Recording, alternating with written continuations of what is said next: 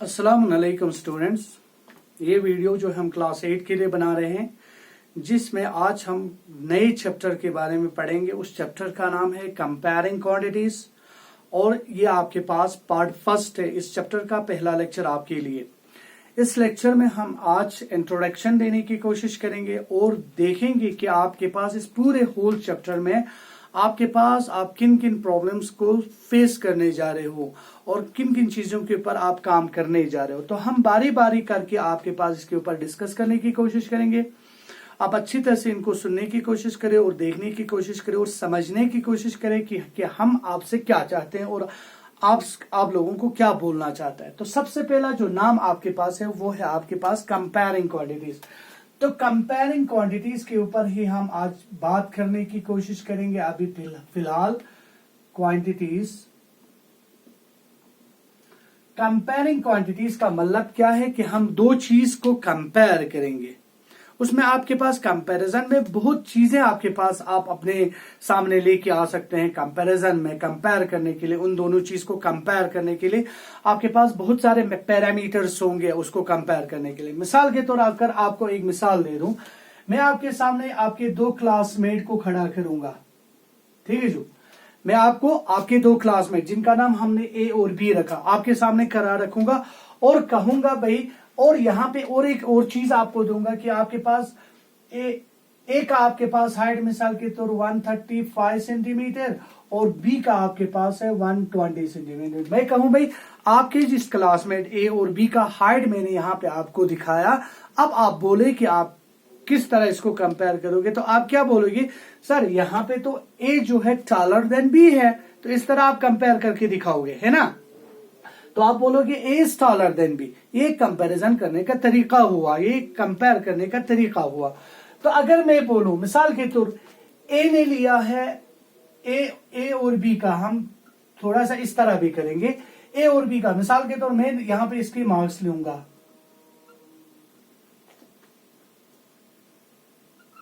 मिसाल के तौर मैं कहूंगा भाई आप इसको कंपेयर करो। ए और बी के जो मैथमेटिक्स के टेस्ट में इन्होंने लिया, मिसाल के तौर मैथमेटिक्स के टेस्ट में ए ने लिया 70/100 मींस 70 आउट ऑफ 100 और बी ने लिया 80 आउट ऑफ 200। तो आपको इसको कंपेयर करने के लिए कहे तो यहां पे आपको कंपैरिजन करने के लिए थोड़ा सा प्रॉब्लम होगा। प्रॉब्लम क्या होगा, अगर हम यहां पे डिनोमिनेटर अकॉर्डिंग टू डिनोमिनेटर देखें, डिनोमिनेटर के हिसाब से देखें तो यहां पे डिनोमिनेटर डिफरेंट है, ठीक है जो यहां पे डिनोमिनेटर डिफरेंट है। और इस चीज में आप किस चीज को इस्तेमाल करोगे ताकि आप इसको कंपेयर कर सके, तो यहां पे आप इस चीज को इस्तेमाल करोगे, परसेंटेज को इस्तेमाल करो आप, ठीक है जो परसेंटेज में इस्तेमाल करने के लिए क्या होते हैं, डिनोमिनेटर में 100 होना चाहिए। तो यहां पे आपके पास 70 आउट ऑफ 100 है, तो मैं यहां पे आसानी से लिख सकता हूं इट इज 70%, ठीक है। लेकिन जब यहां पे आ जाएंगे तो यहां पे डिनोमिनेटर इज 200, तो 200 को हम 200 के परसेंटेज के हिसाब से अगर इसको देखें तो यहां पे थोड़ा सा बंदा मुश्किलात में आ जाता है, थोड़ा सा डिफिकल्टीज होता है। सर यहां पे तो 200 है, पता नहीं मैं इसको कैसे परसेंटेज में चेंज करूंगा। तो आपको करना क्या, आपको एक ही काम करना है कि इस डिनोमिनेटर को कन्वर्ट करना है आपको 100 में। तो करना क्या होगा, आपके पास 40/100 हो जाएंगे, है ना। 40/100 हो जाएंगे। अगर आप इनको 2 से डिवाइड कर देंगे तो आपके पास 40/100 हो जाएंगे। अब आपके इस परसेंटेज को हम लिख सकते हैं, ये आपके पास हो गया 40%। तो आप सीधे इसमें कर सकते हैं, सीधे आप बोल सकते हैं हाँ सर ए ने ज्यादा लिया है बी से, हो गया इसके बाद कंपैरिजन करना, ठीक है। तो ऐसी चीजें, इस तरह की चीजें आप इस्तेमाल करोगे कंपेयर करने के लिए। और परसेंटेज की अगर आप बात करें ना, परसेंटेज आपको हर जगह पे मिलेगा। अगर आप बाजार में जाएंगे तो डिस्काउंट होता है, मीन्स वहां पे सेल लिखा होता है 10% सेल या 10% डिस्काउंट, है ना, या 50% डिस्काउंट लिखे होते हैं। या मिसाल के तौर अगर आपने अपने बैंक में अगर आपने अकाउंट खोला होगा, फिक्स्ड अमाउंट दिया होगा, तो वहां पे भी इंटरेस्ट जो है परसेंटेज में होता है। अगर कहीं पे भी अगर मिसाल के तौर अगर आप किसी दुकानदार के प्रॉफिट को देखें तो अगर परसेंटेज में होता है तो वहां पे परसेंटेज जो है अमूमन आप हर जगह पे इस्तेमाल होता है। और परसेंटेज ऐसा एक चीज है जो आपके पास आसानी से आप दो क्वांटिटीज को आराम से आप कंपेयर कर पाओगे, ये एक चीज है। तो ये एक चीज हुआ आपके पास, हमने थोड़ा सा आपके चैप्टर के नाम पे ऊपर आप कंपेयरिंग क्वांटिटीज होता क्या है उसको समझाने की कोशिश किया। कंपेयर का मतलब है दो चीज को अलग अलग मेथड से, अलग अलग पैरामीटर से दो चीज को कंपेयर करना, ठीक है जो। और अब आपके पास जो पहला चीज आप पढ़ोगे इस चैप्टर में उसका नाम है रेशो।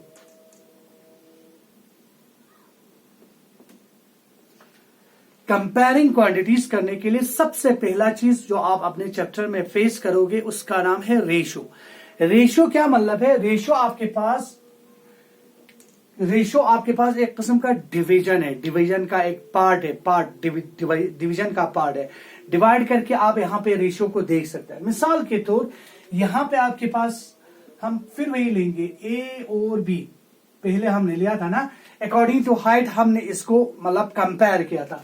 तो हमने मिसाल के तौर इसका लेंगे 130 सेंटीमीटर, ठीक है जो। इसका लेंगे हम 120 सेंटीमीटर, ठीक है। तो हम कहेंगे भाई इसको आप रेशो के हिसाब से, अकॉर्डिंग टू रेशो के हिसाब से और इसके हाइट के हिसाब से इसका रेशो निकालो, अकॉर्डिंग टू हाइट इनका रेशो निकालो।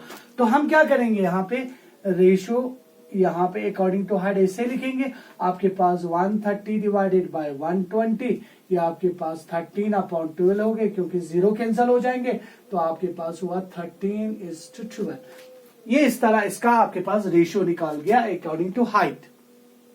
समझ में आया जो। मिसाल के तौर अगर आपके पास इस तरह का भी हो सकता है आपके पास क्वेश्चन, आपके पास कहेंगे the height of B is thrice the height of A is thrice the height of B. मिसाल के तौर हम कहेंगे ये x, ये 3x। तो आप इसको कैसे कंपेयर करोगे? तो रेशो आपके पास कैसे आएगा? रेशो आएगा आपके पास 3x डिवाइडेड बाय x, और x और x कैंसिल हो गए, 3 divided by is equal to 3:1। अब इस तरह इसको कंपेयर करोगे। Ratio height according to height कर रहे हैं, हम क्या कर रहे हैं? हाइट के हिसाब से, ठीक है जो। अब देखो यहाँ पे इस तरह भी हो सकता है आपके पास। मिसाल के तौर ए का हाइट आपके पास 130 सेंटीमीटर है और बी का हाइट आपके पास 1200 मिलीमीटर है। तो इस वक्त आप क्या करोगे? इसका रेशो कैसे करोगे? यहाँ पे देखो, आप रेशो करते समय क्या करेंगे हम? 130 डिवाइडेड बाय आपके पास 1200 करोगे, ठीक है। देखो यहाँ पे जब आप यहाँ पे यूनिट के ऊपर नजर करोगे ना, mm is lesser than centimetre, ठीक है। तो यहाँ पे इधर आप देखें तो 1200 बड़ा दिख रहा है आपको, किससे? 130 से। तो लेकिन यहाँ पे जब यूनिट के साथ अगर आप पढ़ोगे तो ये छोटा हो रहा है, ये आपके पास क्या हो रहा है? बड़ा हो रहा है। तो यहाँ पे गड़बड़ है। यहाँ पे आपके पास देखो, जब भी आप रेशो करोगे ना, सबसे पहला चीज आपको क्या करना है? उनका यूनिट जो है आपके पास हमेशा सेम होना चाहिए।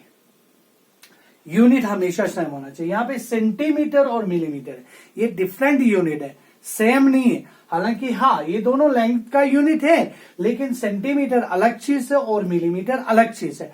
तो यहाँ पे क्या करोगे आप? या तो सेंटीमीटर को मिलीमीटर में चेंज करोगे या मिलीमीटर को सेंटीमीटर में चेंज करोगे। तो उसके लिए आपको कन्वर्जन का पता होना जरूरी है। तो कन्वर्जन कैसे करते हैं? देखो यहाँ पे मैं यहाँ पे आपको दिखाना चाहता हूं।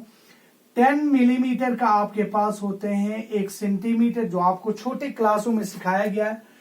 10 सेंटीमीटर का मेरे पास होते हैं 1 डेसीमीटर।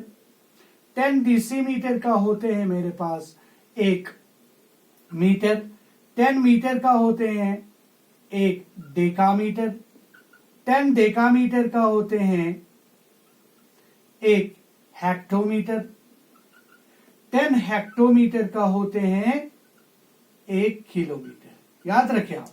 देखो यहाँ पे ये चीज आपके पास है।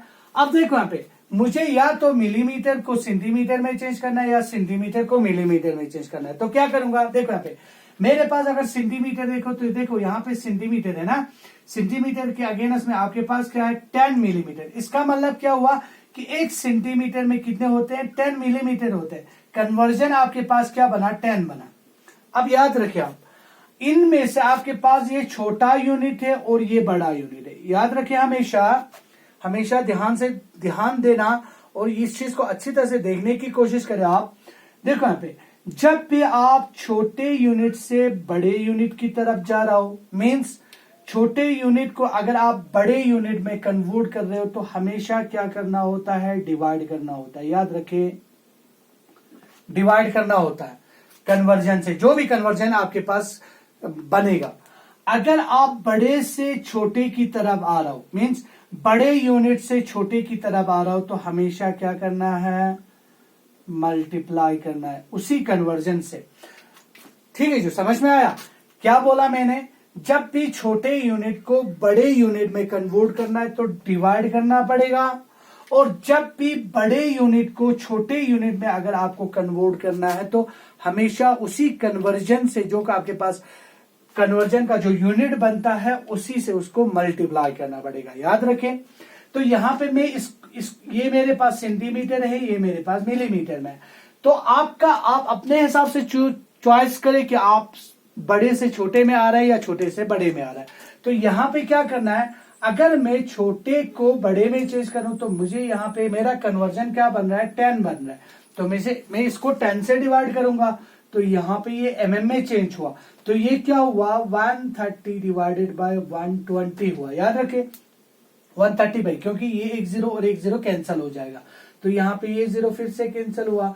13/12 इज इक्वल टू आपके पास 13:12।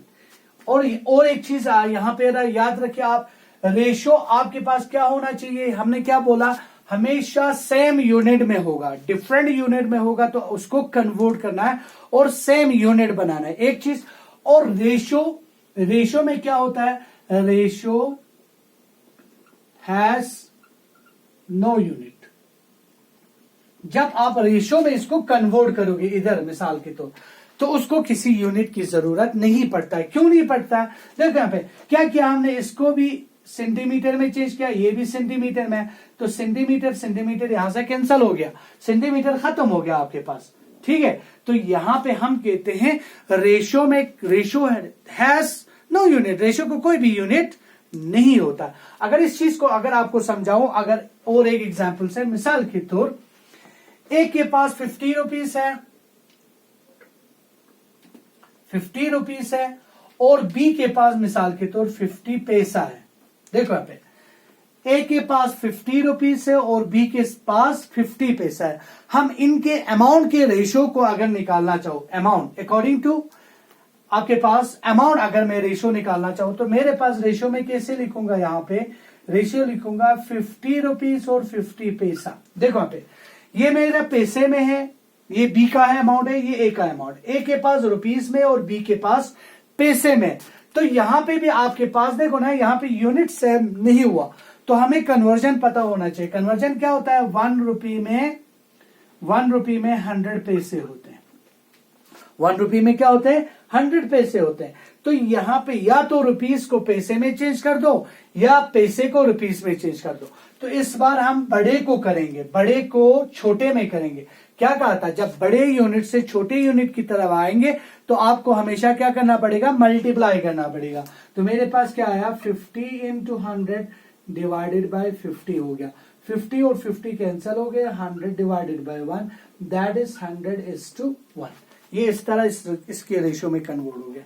समझ में आया? तो यहां पे हमने क्या किस चीज में बोला, कोई भी आपके पास जब रेशियो करना है तो पहले इसके यूनिट पे नजर करना है, क्या इनका यूनिट डिफरेंट तो नहीं है। अगर वहां पे डिफरेंट होगा तो उसको हमेशा सेम यूनिट में चेंज करना होगा। और दूसरा क्या होगा, दूसरा आपको हमेशा और एक चीज याद रखना है कि रेशो के पास कोई भी यूनिट नहीं होते। रेशो में हम यूनिट को शो नहीं करते, इजहार नहीं करते। समझ में आया? तो ठीक है, ये चीज कन्वर्ट करने का तरीका हमने बोला। देखो मिसाल के तौर आपके पास यहां पे 50 केजी और 5 ग्राम है। देखो यहां पे बेटा, यहां पे इसी में आपके पास आ जाएंगे। यहां पे मिलीमीटर है ना, यहां पे मिलीग्राम हो जाएगा या सेंटीग्राम हो जाएगा, सेंटीग्राम, डेसीग्राम, ग्राम, डेकाग्राम, हेक्टोग्राम और किलोग्राम सेम ही होगा, सिर्फ आपके पास जो नाम होगा वो चेंज हो जाएगा। तो अगर मैं 50 केजी को अगर मेरे पास मेरे पास ग्राम में चेंज करना, तो मेरा ग्राम कहाँ पे, यहाँ पे, केजी कहाँ पे, यहाँ पे, याद रखे केजी के साथ इधर आना है, इसके बाद ग्राम कहाँ पे आ रहा है, इधर आ रहा है, यहाँ पे देखना है मेरे पास, यहाँ पे मेरे पास देखना है, सॉरी यहाँ पे है मेरे पास, यहाँ पे ग्राम है मेरे पास, और यहाँ पे देखना है कितने टेंस आ रहा है, 10 कितने टाइम्स आ रहा है, 1 टाइम, 2 टाइम, 3 टाइम, तो 10 3 टाइम्स आ रहा है, आपके पास इसका मल्टीप्लाई करना पड़ेगा, तो मेरे पास क्या हुआ 1000 ग्राम। इसका मतलब क्या हुआ, 1 केजी में मेरे पास 1000 ग्राम, जो आपके पास कन्वर्जन यूनिट बना वो बना क्या 1000। अब आपको डिसाइड करना है कि आपके पास आप छोटे से बड़े की तरफ जा रहे हो या बड़े के से छोटे की तरफ आ रहे हो। तो मैंने पहले ही कहा अगर आप बड़े से छोटे यूनिट की तरफ जा रहे हो तो हमेशा डिवाइड करना है, और अगर छोटे से बड़े से आपके पास अगर छोटे की तरफ आ रहा हो तो हमेशा मल्टीप्लाई करना है, और अगर छोटे से अगर आप बड़े की तरफ आ रहे हो तो हमेशा डिवाइड करना है।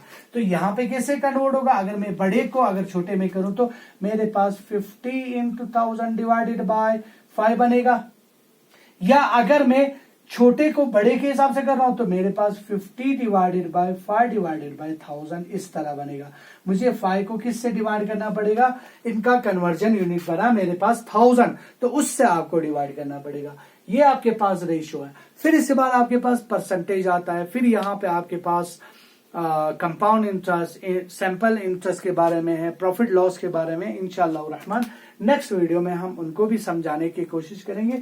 रेशियो तक आज आपका हो गया, समझाने की कोशिश किया है मैंने कि आपके पास अगर आप रेशियो में चेंज कर रहे हो तो आप किस तरह इस चीज को आप रेशियो में कंपेयर कर सकते हैं, और रेशियो में क्या होना चाहिए क्या नहीं होना चाहिए वो भी आपको समझाने की कोशिश किया। तो आप लोग इस चीज को अच्छी तरह से देखने की कोशिश करें, सुनने की कोशिश करें, और इसके ऊपर एग्जाम्पल लेके उसके ऊपर अप्लाई करने की कोशिश करें, तो आपको ये चीज अच्छी तरह से समझ में आ जाएंगे। तो इंशाअल्लाह रहमान नेक्स्ट वीडियो तक इजाजत दे दे। वस्सलामु अलैकुम व रहमतुल्लाहि व बरकातुहू।